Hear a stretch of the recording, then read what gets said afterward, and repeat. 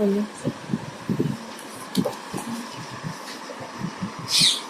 Hello student, now we are going to start the chapter 4, Colonialism and Tribal Society of History. Now about the chapter.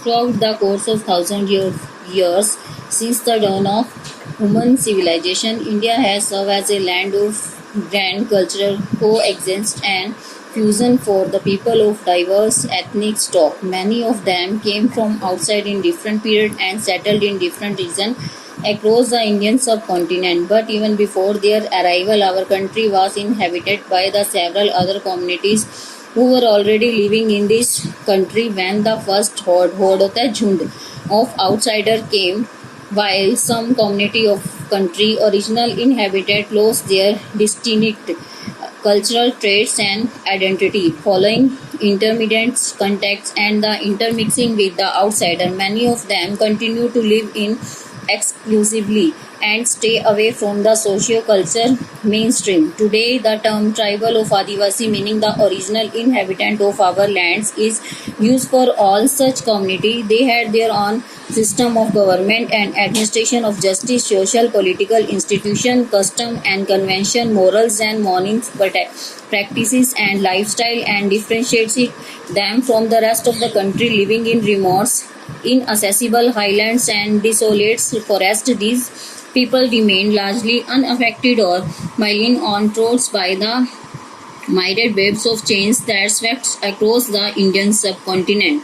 यानी इसमें क्या बताया गया है कि आज से हजारों वर्ष पहले मानवीय सभ्यता का उदय हुआ और भारत ने बहुत बड़ी संस्कृति के साथ अनेक जाति संबंधों और उनकी विविधताओं को दिखाया और बहुत से लोग जो हैं भारत से बाहर आकर भारतीय उपमहाद्वीप में ही बस गए। परंतु इससे भी पहले हमारे देश में बहुत से समुदाय रहते थे जो यहीं पर आकर बस गए और इन्होंने भारत की संस्कृति को आकर अपना लिया।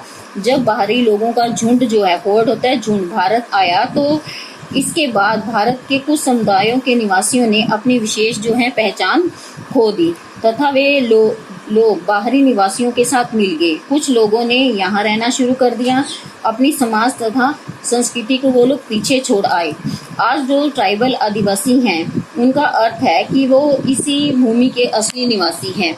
वे सभी समुदायों की संस्कृति का प्रयोग करते हैं और अपनी शासन प्रणाली में, अपनी सरकार में, अपनी न्याय प्रणाली, रीति रिवाजों और सभी कानूनों में उनका प्रयोग होता है।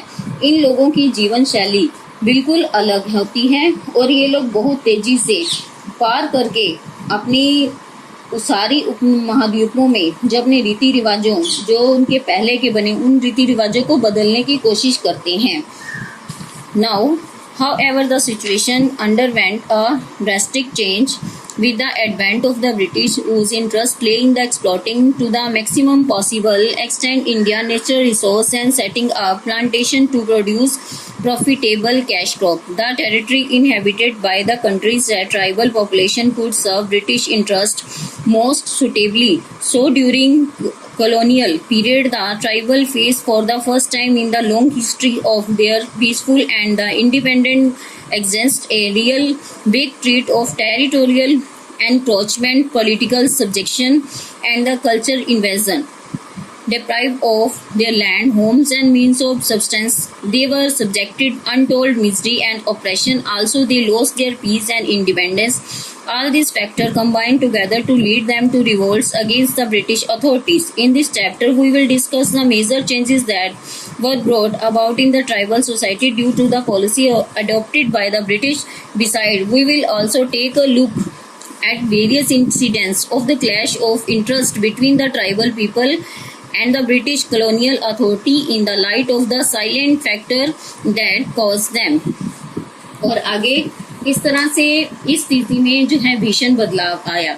जैसे जब ब्रिटिश लोगों का आगमन हुआ तो उन्होंने अपने लाभ के लिए भारतीयों का शोषण करना शुरू कर दिया और उन्होंने अपनी पेय फसलें उगाने के लिए उन्हें मजबूर कर दिया।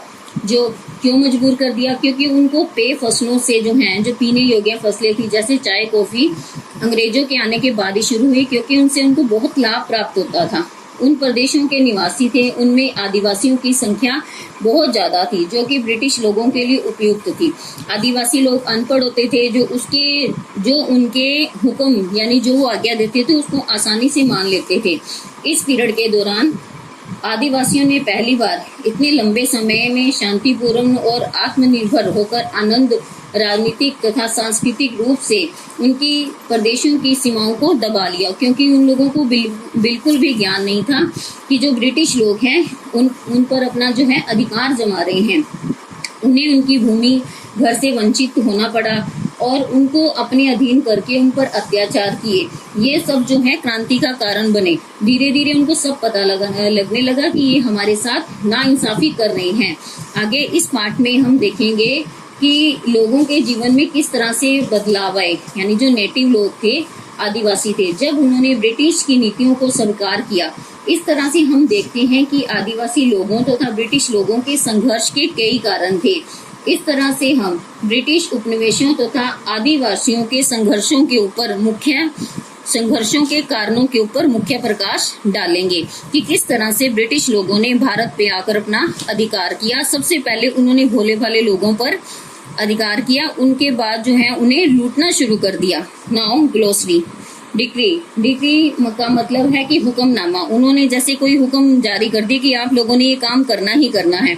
N order by a head of state, जैसे किसी का आदेश मानना। Government that has the force of law in some countries, other words are used for such orders. आगे रिवाइटलिज्म। इसका रिवाइटलिज्म का मतलब होता है पुनरुद्धार करना, जैसे किसी का दोबारा जन्म होना। Bringing again into activity and prominence. Next है फ्यूडलिज्म। इसका मतलब होता है कि जागीरदार। A general set of religious and military obligation among the warrior and nobility, revolving around three keys concept of lords, vassals and thrifts. Now during the period of AD 1763-1856, a large number of small local revolts broke out into different parts of the country. The issues were often regional in nature, but the broader trend that was visible in these revolts catered for foreign rules. These earlier revolts can broadly be put under the following categories: peasants' revolts by dispossessed rulers, and जमींदार सिपाही revolts, tribal revolts and religious revolts. इसमें क्या बताया गया है कि इस समय में जैसे 1763 से लेके 1856 में देश के अलग अलग भागों में जो है क्रांति फूट पड़ी। ये क्षेत्रीय विवाद थे। ये विद्रोह जो है ब्रिटिश शासन के विरुद्ध थे। अब लोग जो हैं ब्रिटिश लोगों से नफरत करने लगे थे। वो लोग समझ गए थे कि ब्रिटिश लोग अपने लाभ के लिए भारत में आए हैं और ये इसी तरह से वो उनका विरोध करने लगे। ये क्रांति जल्दी ही अलग अलग वर्गों में फैल गई। अलग अलग वर्गों के लोगों ने इसमें भाग लिया। इसे किसानों की क्रांति हुई और इसमें शासकों तथा जमींदारों के अधिकार भी छीन लिए गए। इसे सिपाहियों की क्रांति, आदिवासियों की क्रांति और कोई धार्मिक नेताओं की क्रांति भी कहा जाता है। Now peasant revolts. इसमें फकीर एंड सन्यासी रेबिलियन। फकीर अपराइजिंग। फकीर was a group of wandering Muslim religious mendicants around 1766 and 1777 in Bengal, when permanent settlement was introduced in Bengal, and Mazunam Shah, the leader of these fakirs, began to levy contribution on zamindar and peasant, defying the British authority. Chira Ali took over the reign after the death of Mazunam Shah and extended the operations to the northern district of Bengal, and supported by Pathans, Rajput and disbanded Indian soldiers. Two famous Hindu leaders who supported him were Bhagwan Pathak and a woman, Devi Chandurani. The fakir led by the Chirag Ali Shah gained considerable strength and attacked English factories and seized their goods and cash, arms and ammunition. Ammunition the युद्ध की सामग्री. There were a number of war and skirmishes between the fakirs and the company troops, and they could be finally brought under the control only at the beginning of the century. इसमें क्या हुआ कि फकीर यानी कि मुसलमान लोगों का ऐसा समूह होता था जो कि धार्मिक भिक्षु थे, यानी जो अपने धर्म का प्रचार करते थे, वो इधर उधर घूमते थे।